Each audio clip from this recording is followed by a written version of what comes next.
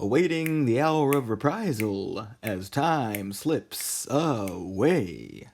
Not sure why I did that in that style. Hello and welcome back to my review of It, the novel by Stephen King. Today we are going to be taking a look at Derry, the Fourth Interlude. Excuse me. This is the second time I'm actually recording this review. The first time I got most of the way through it, and my device decided to die, and didn't save any of my recording because there are no backup processes for that kind of event. So, here we go for take two, but that's okay because I've had a little bit more time to think about what I want to say. So, this chapter is, of course, another chapter with Mike Hanlon. We go back into the past of Derry, way back. We go into 1905, and Mike is going around and getting a little bit of insight into an event that happened way back in Derry's past. This time, we're talking about a murder that happened in 1905 that Mike Hanlon describes as possibly the most bizarre mass murder that's ever taken place in American history. So, what we do here is first we're learning a little bit about the history of Derry and the kind of place it was. It was a place that was heavily steeped in this anti-union sentiment. People back in the day did not like unions organizing together, and there was this group of people that were union organizers or ringleaders, depending on who you talk to. And these are the main people in our story. Before I go into this, I want to say a couple things about this chapter. First of all, I did like what we got at the end of this chapter. I thought that the story was okay, but it wasn't particularly great. This is kind of like one of those episodes that you might see in a TV series where the reveals at the end are pretty great, but what you're getting as far as just the story surrounding those reveals is just okay. It's alright, it's good, but it's not great. But the reveals at the end, and what we're building as far as lore and information and all that stuff, that's really cool. Another thing I want to say is, we have a couple locations here in this story. One of them is called the Silver Dollar, one of them is called the Floating Dog. Now, I'm starting to notice some things. Silver Dollar, like the silver dollars that they shoot at the monster in the previous chapter. The floating dog, sort of floating, is a theme in this book, as well as dog. Maybe it's a parallel to the teen wolf. And also, guess what else is called silver?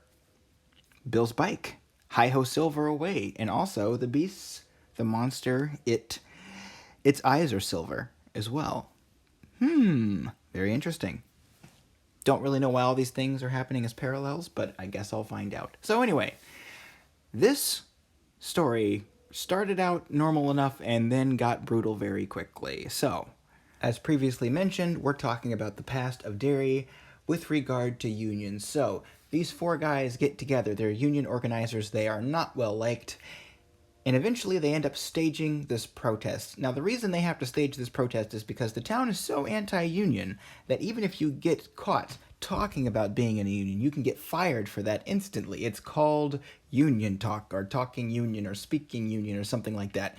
If they catch you doing it, bottom line, you will get fired. So, they successfully have this small little protest, and they're happy about that. But as they're going to this protest, I think, is how it happened, they stay at this hotel called the Floating Dog. And the book says 4 of them check into the hotel, 1 of them checks out of the hotel. What happens? 1 of them disappears and is never seen again. 2 of them show up in the Kentucky dead, and they are mutilated in various ways. This is when the brutality of the chapter starts. The 4th guy, he escapes the situation, he says, or Mike Hanlon suspects that he escaped a situation where there was a mob or something. He's never put on trial for the murders, of course, and no one else is either. Nothing really comes of it. The guy shows up. His name is Claude Hero, by the way. He shows up to the town every so often. People see him. He goes into a place. He talks to some people. He leaves. No one really sees him in any sort of significant presence. And also, there's this rumor going around, and he admits to it later, that he's going around and starting all these fires in Derry. And he named some specific people also who he said killed his friends, naming these specific people. So one day, he walks into the bar where some of these people are. He goes up to the front counter. He orders his drinks. He gets some food. And nothing seems out of the ordinary, except for he happens to have a big axe with him for some reason.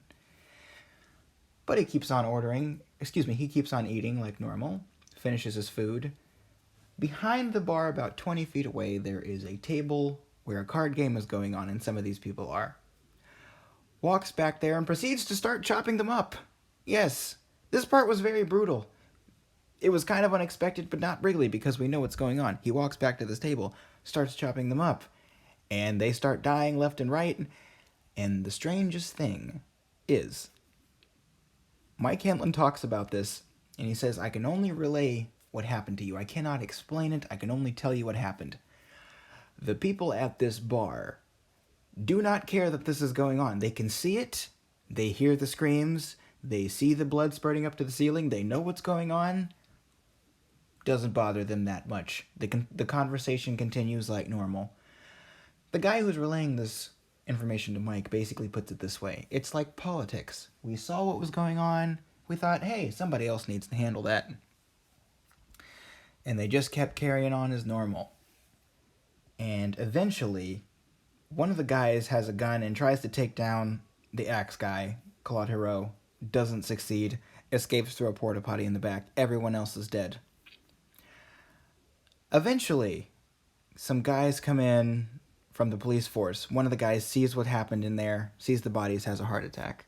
Now, for me, the contrast between how these guys reacted and how the other guys reacted when this was going on was very bizarre and unsettling. To think about someone walking into a bar and carrying out this mass murder and almost no one caring is... It compounds the disturbing nature, because I was going to say it's almost more disturbing. It's not more disturbing than the murders themselves, but it definitely adds this sort of compounding, creepy element to it that people saw it and didn't really care. So anyway, eventually, this guy gets arrested, and a mob comes after him, and they lynch him, and he dies. He seemed to be in a dazed state, because he did, well, maybe not because, but he did drink a lot before this happened.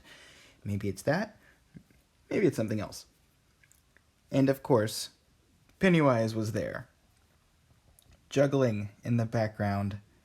And this just seems to go along with the theme that Pennywise shows up at various times whenever bad things are happening and is a manifestation of the town. And I also think the hotel being called the Floating Dog and the place being called the Silver Dollar, that also sort of backs up that idea. So, that story was creepy, but as I said before, I liked how it wrapped up at the end and the details we got. So, at the end, Mike Hanlon is positing his ideas, and this took place before he made the 6 phone calls. Mike Hanlon says he thinks that the beast, the monster, it, lives on faith. As in, it's not necessarily fed by the bodies that it consumes. And he also says the reason it might consume those bodies is not necessarily because it needs food, but rather because it takes the form of what people are scared of. And we often tell children that if the monster gets you, it'll eat you. And maybe it's just mimicking what people already think it's going to do. But it feeds on the faith of people believing that it's real, believing that it's there, something like that. Something to that effect. And the reason it only affects children is because children are susceptible to that sort of magical thinking. And when adults get older, they stop thinking in that way. And this is another theme that's been echoed in some Stephen King books before. But I find this interesting because it says that it protects itself by taking breaks for 27 years and allowing everyone to grow up. And I think that is... It's something that struck me as so obvious before, but it's something that struck me as so obvious that I should have been able to get it before, but now that it's being said, I really like that idea. And it also says that maybe this faith is what also allows Pennywise to be vulnerable to these children. So why would it want to seek revenge on them now that they're older? I answered my own question and what I was saying. I was doing so well. Why would it want them back? Because it's trying to seek revenge. You ever do that? You ever trying to say something and you give away what you're thinking in the middle of the question? Yeah. I had some teachers that did that before. It's always funny. Anyway, it wants revenge. That's the only reason it's calling them back. So, that is a fascinating idea. I really like that. I guess we'll see if it's true. I don't know how they're going to eventually beat it. I have a bad feeling about some things. But, hey, we're going to see what's going on. We're going to see how they do it. Do it! And it's really interesting because I know it is sort of an otherworldly being, maybe an alien being, we don't know. And maybe this hibernation is part of that alien process. It does say at one point that maybe the 27-year gap is nothing more than an afternoon nap to it. But we're grown up after that happens. We've experienced a significant portion of our lives while it has only taken a short break because it's been here for a long, long time. So bottom line, very interesting. I know I said this is a short chapter. I don't know if I said that or not. I think I said that in the last review. This was a very short chapter. The audiobook was only, well, it was less than 40 minutes, but this review is a little bit longer. But the reveals, hey, those were cool. And the story was very descriptive. It's probably the most violent the book's gotten so far. We're getting a lot of milestones. I said the last chapter was the scariest. This one I think was the most violent / disturbing, but maybe not for the same reasons the book is usually disturbing, but it definitely was very violent and graphic. So, I'm curious to see what's going to happen next. This next chapter is 3 hours long. 3 hours. Maybe you'll have to split this up into more than one video. We shall see. I might come out with a part 1 of chapter 19 and then a part 2. So we will see. In the meantime, if you like this content, as I say, be sure to like this content because I will be making more of it. And if you really want to get most of the content that I make or see it on a semi-regular basis, depending on what YouTube decides to tell you that day, hit the notification bell and hit all notifications. That way, you will presumably get all notifications.